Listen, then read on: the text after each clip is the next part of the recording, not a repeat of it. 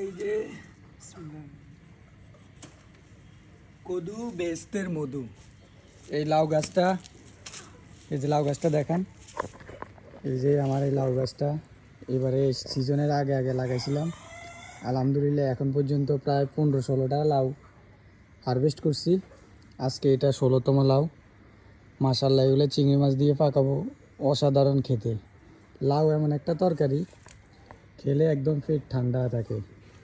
ওই যে গাছে আরও কিছু লাউ আছে, এই যে আমার আম্মা দেখা দিতেছে, এই যে আরও লাউ। এই পর্যন্ত 15-16টা খাইছি, এখনও আরও আছে মাশাআল্লাহ। এই যে দেখেন নিচ দিয়া, এই যে আমার লাউ। তারপরে এখানে শসা গাছ লাগাইছি, বাইরে উঠান জায়গা পড়ে রয়েছে, চিন্তা করলাম পড়ে থাকাচ্ছে একটু লাউ গাছ লাগাই, শসা গাছ লাগাই। আলহামদুলিল্লাহ, এই যে 300 টাকার মতো খরচ করছি, মোটামুটি 15-16টা লাউ খাইছি।